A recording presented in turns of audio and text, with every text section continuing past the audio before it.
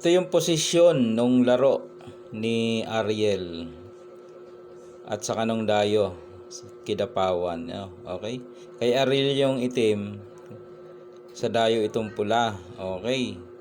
Merong nag-comment kung nag 14-3 lang daw sana yung pula ay mananalo, dadama daw. Hindi mangyayari yun, no? Subukan mo ang 14-3. Kung dito kakain si Ariel sa 13, mangyayari yung sinasabi mo. Yan. Yan. Pwede. Kaso syempre, kita naman yan ni Ariel eh. Pag pinakain mo yan, dito kakain si Ariel. Para mawala yung lanse. Pagka nilanse mo, wala na. Kasi wala nang dugsungan. So, matatalo. Kaya hindi pwede yung 14-3. Ang maganda kung nakita ng pula, ang ginawa ay 7-3. Yan. Baka dyan, pwedeng matalo si Ariel kung nag 7-3 sana. Pero yung 14-3, hindi pwede. Kung 7-3, yan, may chance. Siyempre, halimbawa, kung hindi papasok si Ariel at tumira ng iba, halimbawa si Ariel, iipitin na yan. Yan ang purpose, kaya nag 7-3, yan tumira ng iba, ipitin niya na. No choice siya, kundi takloban, di ba? Maiipit. Ngayon, kung pumasok naman dito halimbawa, malalansi. Nasaan ang lansi? Ito, pados. Pados. Kain dos, di ba?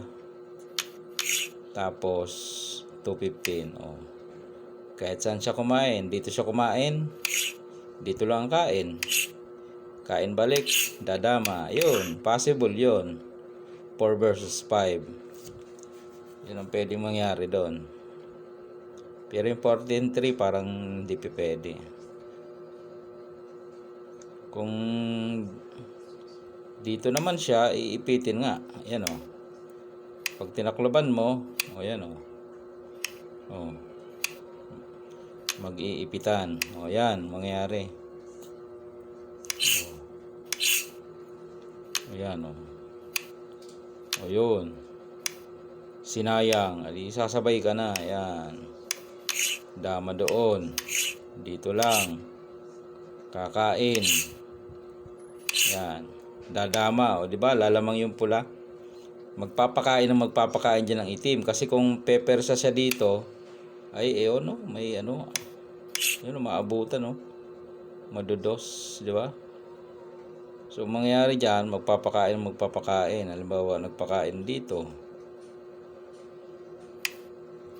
O kaya ay dito. Tapos, saka sumulong doon. Talo pa rin, Ayun, kinain. Saka pumunta doon, magpapadama. Ayun, yan. Bakbakan. Yan ang mangyayari sa ending. Ay mananalo pa rin ang pula kasi nakakuha ang cross, ang sentro. Ganun sana. Pero yung 14-3, parang kita naman ni Ariel yun pag nag 14-3, dito siya kakain. Para mawala ang lanse, no? Ang the best sana kung ginawa nung Dayo, nag 7-3. Syempre, yan, laro, hindi mo... Saka mabibilis silang tumira, no?